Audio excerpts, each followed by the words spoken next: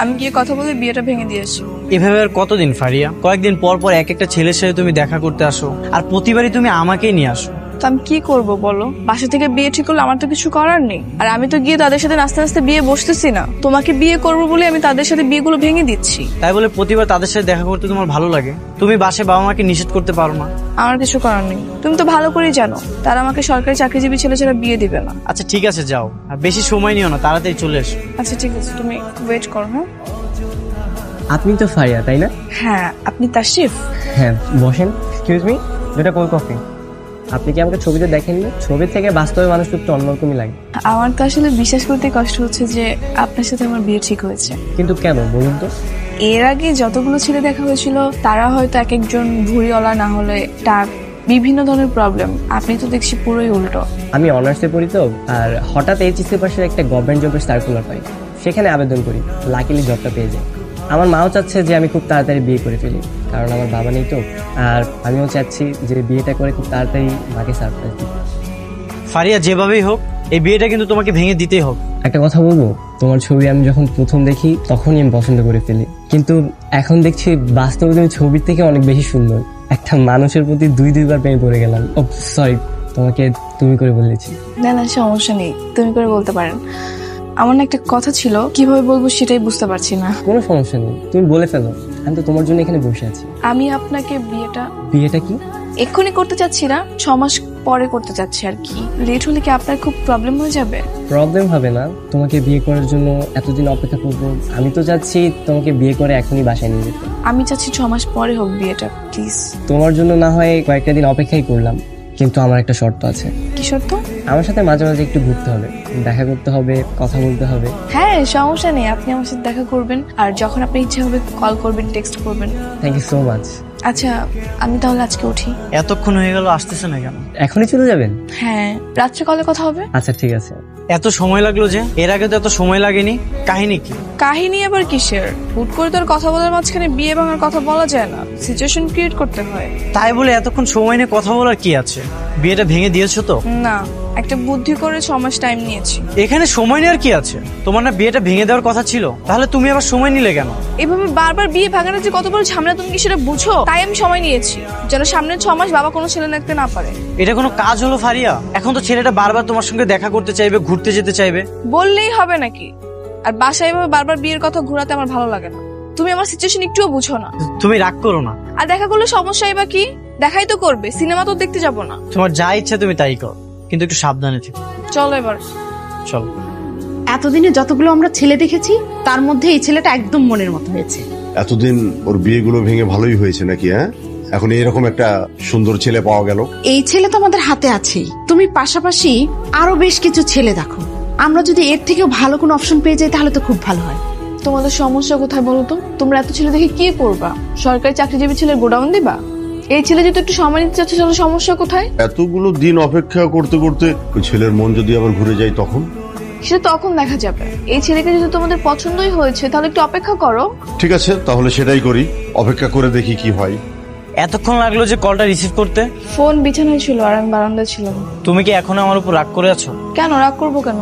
তাসরিফের সাথে দেখা করে আসার পর তোমাকে কি না কি বলেছি। আমার এতটা রুট ব্যবহার করা ঠিক হয়। তুমি আমার জন্য ফ্যামিলির কাছে অনেক কিছু সহ্য করছো। আমাকে আর কিছুদিন সময় দাও, আমি অনেক চেষ্টা করতেছি, দেখো একটা না একটা চাকরি হয়ে যাবে। তাড়াতাড়ি হলেই ভালো। শোনো, আমি রাখছি, খালামণি কল করতেছি তো, আম্মুর সাথে কথা বলবো। খালামণি তোমার আম্মুর নাম্বারে কল না দিয়ে তোমার ফোনে কল দিল যে? সেটা আমি কি করে বলবো? কল দিতে পারে না? তুমি তাহলে কথা বলো। হ্যালো। কি ঘুমিয়ে পড়েছিলে? ঘুমিয়ে পড়লে কি আপনি কল ওয়েটিং পেতেন? ঘুমন্ত মানুষের কথা বলতে পারে না, তাই না? তোমার হাসিটা তো খুব সুন্দর, তোমার হাসিটা আমি সামনে থেকে দেখতে পাচ্ছি না। এত তাড়া কিসের? বিয়ে হলে তো সারাক্ষণ দেখতে পারবেন। কিন্তু আমি তোমাকে এইভাবে হাসতেই বলবো সবসময়। তখন তো মানুষ আমাকে পাগল বলবে। আমার বুকে পাগল বলবে? এরকম সাহস কার? এখনো কিন্তু বিয়ে হয়নি। বিয়ে তো হবেই। বিয়ের পরে তুমি যখন বাসায় আসবে সবাই দেখে বলবে এ তো বউ না, আসমানের চাঁদ। সরকারি চাকরিজীবী ছেলেরা যে এত রোমান্টিক হয় আগে জানতাম না তো। আচ্ছা ঠিক আছে, আজকে রাখি, পরে কথা হবে। আচ্ছা ঠিক আছে। কি রাগ করে আছো? কথা বলবে না? তোমার না আজকে ইন্টারভিউ ছিল? ওই ইন্টারভিউ শেষ করে আসলাম তো, এই জন্য একটু লেট হয়ে গেছে। দেখছো সুন্দরী রাগ করছে রে। ছেলেগুলো খুব বেয়াদব। বাদ দাও তো, ওদিকে তাকিও না। এখানে বেশিক্ষণ থাকা ঠিক হবে না। সুন্দরী চাঁদটাকে দেখার জন্য আমার মনটা ছটফট করছে। সুন্দরী কি 5টার পরে আমার সঙ্গে একটু দেখা করতে পারবে? 6টার দিকে সেই রেস্টুরেন্টে থাকলেই হবে।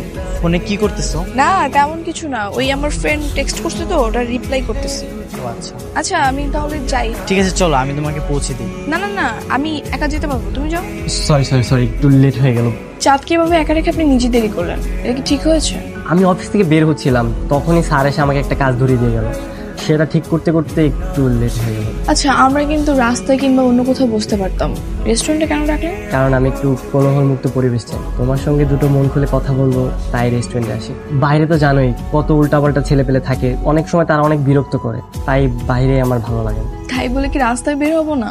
যত কম যাওয়া যায় ততই ভালো। মনে করো আমরা রাস্তায় বের হলাম, কিছু লাফাঙ্গা ছেলে পেলে এসে আমাদের উত্তপ্ত করলো, তখন কি হবে বলো? কি হবে? তোমাকে এরকম করলে আমার তো রাগ উঠে যাবে। যদিও আমি হিরো না, কিন্তু গিয়ে তো দুটো চড় মারবো। অনেক যত্নে রাখবেন তাই তো? আমার একটা মাত্র বউ থাকে, যত্ন রাখবো না? আমি তো বাসায় বলে আসিনি, তাহলে এখন আমি উঠি। কিন্তু নেক্সট টাইম আমরা রেস্টুরেন্টে দেখা করবো না। ঠিক আছে। দেখ কত গিফট পাঠিয়েছে। এত কিছু পাঠিয়েছে? ছেলেটার মনটা না আসলেই অনেক বড়। তাই তো মনে হচ্ছে। তোর জন্য তো কিছুই দেয়নি রে। ঘটনাটা কি? হ্যাঁ তাই তো। তোমার জন্য কিছুই পাঠাইনি। আবার রাগ করো না যেন, স্পেশাল মানুষের সবকিছু স্পেশাল ভাবে দিতে হয়, তাই দিলাম না। আজ আমাদের ভালোবাসার 4 বছর পূর্ণ হয়েছে। আজকের এই দিনে আমি তোমাকে পেয়েছি। এই নাও, এটা তোমার জন্য। কি এটা? অনেকদিন আগে তুমি একটা ড্রেস পছন্দ করেছি, কিন্তু সেদিন আমি সেই ড্রেসটা কিনে দিতে পারি। আজকের এই দিনটা স্মরণীয় করে রাখার জন্য এটা তোমার জন্য কিনে এনেছি। কি বলো, সত্যি তুমি আনছো? Thank you.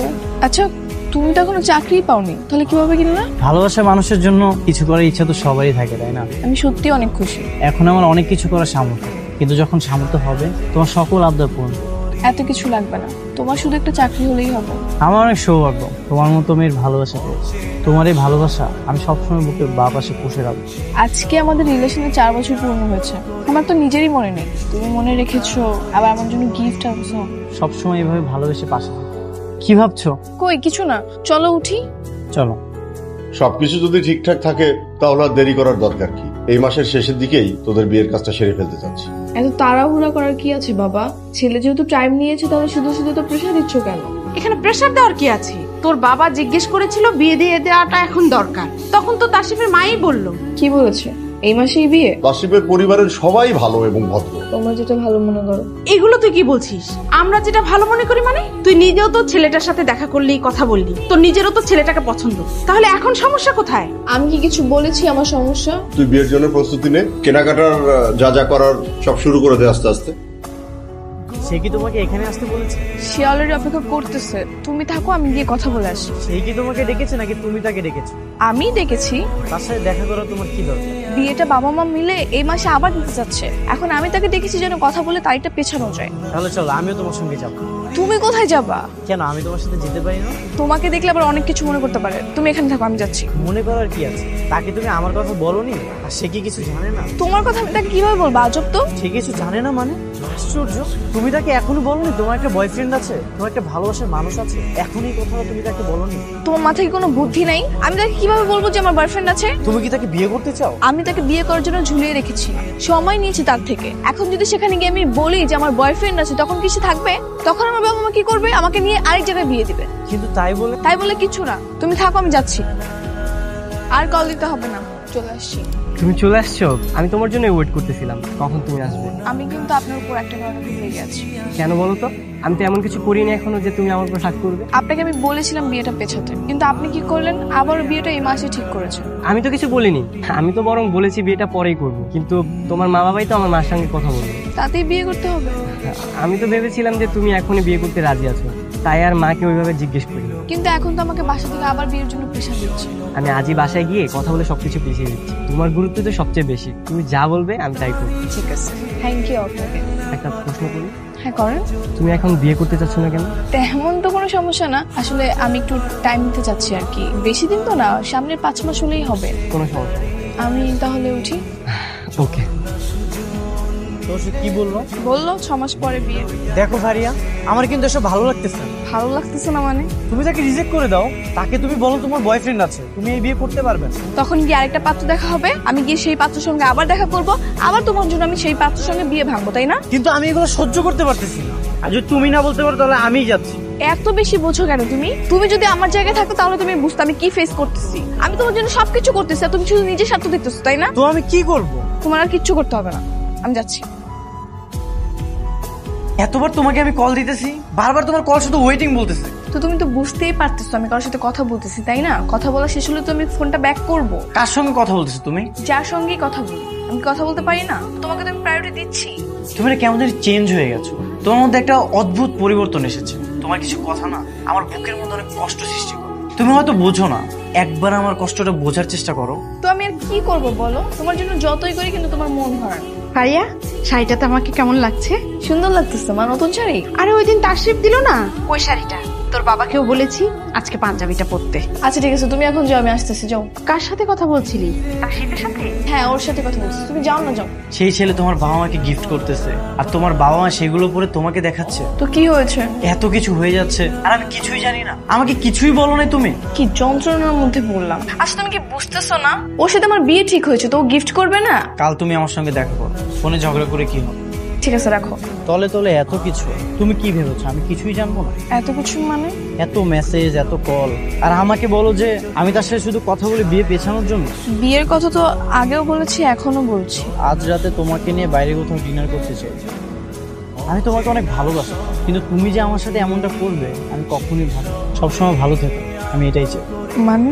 তোমার কল ওয়েটিং থাকলে তুমি আমাকে বলো তুমি খালার সঙ্গে কথা বলছো, তার সাথে তুমি ডিনার করতেছো, তার সাথে তুমি দেখা করতেছো, বাসা থেকে বিয়ের সবকিছু ঠিকঠাক, তাহলে আমি কেন তোমাদের পথের কাটা হোক? তোমার সুখই আমার সুখ।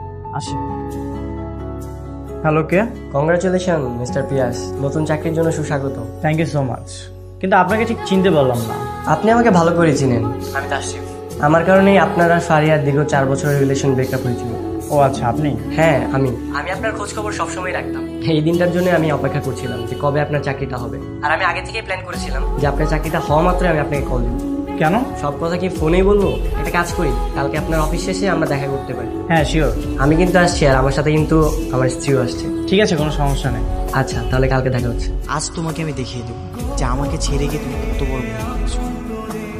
আপনি তো বলেছিলেন আপনার সঙ্গে আপনার ওয়াইফ নিয়ে আসবেন, কিন্তু সে কোথায়? এই যে আমার ওয়াইফ মারিয়া। মারিয়া, উনি হচ্ছেন মিস্টার পিয়াস। ওনার 4 বছরের ভালোবাসার মানুষের সঙ্গে আমার বিয়ে ঠিক হয়েছিল। ওর মুখে আপনার কথা অনেক শুনেছি। কেমন আছেন ভাইয়া? জি, আমি ভালো আছি, কিন্তু আমার একটা কথা মাথায় আসতেছে না, ওর সঙ্গে যদি আপনার বিয়ে হয় তাহলে ফারিয়ার কার সঙ্গে বিয়ে হয়েছে? আপনাকে কে বলেছে ফারিয়ার বিয়ে হয়েছে? ফারিয়ার বিয়ে হয়নি? না, ওর এখনো বিয়ে হয়নি। ও একজনের জন্য অপেক্ষা করছিল, আর সেই মানুষটা হচ্ছে আপনি। আপনাকে অনেকদিন যাবৎ কথাটা বলবো বলবো বলে আর বলা হয়নি। আপনার চাকরিটার জন্য অপেক্ষা করছি। আপনারা থাকেন, আমি আসি। আন্টি, আসসালামু আলাইকুম। ওয়ালাইকুম আসসালাম। ফারিয়া কোথায়? ফারিয়া তো রুমে, কিন্তু তুমি কি বাবা? ফারিয়া? তুমি? হ্যাঁ, আমি। কেমন আছো তুমি? এতদিন পর এসে জিজ্ঞেস করতেছো কেমন আছো। তুমি যে তাকে বিয়ে করনি সেটা আমাকে জানালে না কেন? কেন একবার বলনি? কিভাবে জানাবো? সেদিন তুমি চলে যাওয়ার পর সব কন্ট্রাক্ট অফ করে দিয়েছো। আমি অনেকবার করে কন্ট্রাক্ট করার চেষ্টা করেছি, কিন্তু পারিনি। তাশরিফ সাহেব সবকিছু জানতো মনে হয়। কিন্তু সেটা তোমার চাকরি কনফার্ম হয়ে যাওয়ার পরে। আমি যখন তোমাকে খুঁজে পাই তখন তুমি ট্রেনিং এ গাজীপুরে ছিলে, তাই আর তোমার কাছে যাইনি। তাই বলে তুমি আমাকে জানাবে না? কিভাবে জানাবো? তোমার চাকরি হওয়ার পর যদি তোমাকে আমি জানাতাম তাহলে তুমি আমাকে লোভী ভাবতে হয়তো তোমার চাকরি হয়েছে তাই তোমার কাছে ফিরে গিয়েছি। সেই জন্য তুমি এভাবে একা একা দিন পার করছো? একবারও ভাবলে না তোমার জন্য আমিও কষ্ট করছি? ভালোবাসাকে মুক্তি দিতে হয়। যদি সত্যিকারের ভালোবাসা হয় তাহলে সেটা কোনো না কোনো একদিন ঠিকই ফিরে আসে, আর যদি না আসে তাহলে সেটা দুর্ভাগ্য। আমি বুঝতে পেরেছিলাম তুমি আমাকে ঘৃণা করো, আর যখন কোনো ভালোবাসা ঘৃণা জন্মায় না তখন আর ওই ভালোবাসাটা থাকে না। তোমার প্রতি রাগ ছিল ঠিক, কিন্তু কোনোদিনও তোমাকে আমি ঘৃণা করি। আচ্ছা ঠিক আছে, আমার এই ভুল, তুমি আমাকে মাফ করে দিও, আর নিজের মতো একটা মেয়ে দেখে বিয়ে করে দিও। আঙ্কেল, আমার নাম পিয়াস। আমি আর ফারিয়া দুজনকে 4.5 বছর ধরে ভালোবাসি। কি বলছো বাবা তুমি এইসব? জি আন্টি, আমি ঠিকই বলতেছি। আমার একটা সরকারি চাকরি হয়ে গেছে, আমি ফারিয়াকে বিয়ে করতে চাই। আর এতদিন ফারিয়ার যতগুলো বিয়ে ভেঙে গেছে সবগুলো আমার জন্য। তার মানে তুমিই সেই ছেলে? জি আঙ্কেল, আমার আর ফারিয়ার বিয়ের ব্যবস্থা করেন। আপনি যদি বলেন আমি আমার বাবাকে নিয়ে আসবো। তাহলে একদিন তোমার মা বাবাকে সঙ্গে করে আমাদের বাসায় আসো। তুমি যে প্রতিষ্ঠিত হয়ে আমার মেয়েকে বিয়ে করার জন্য আমাদের বাসায় এসেছো, আমরা অনেক খুশি হয়েছি। তোমরা বসে তাহলে গল্প করো। তুমি আবার ওখানে বসে রইলে কেন? এদিকে শুনে যাও। আজকের দিনটা আমি সারা জীবন স্মরণীয় করে রাখবো। আমি কালকে আমার বাবা মাকে নিয়ে আসবো। কাঁদতেছো কেন? একদম কাঁদবো না, পাগল একটা। হাসো, পাগল একটা।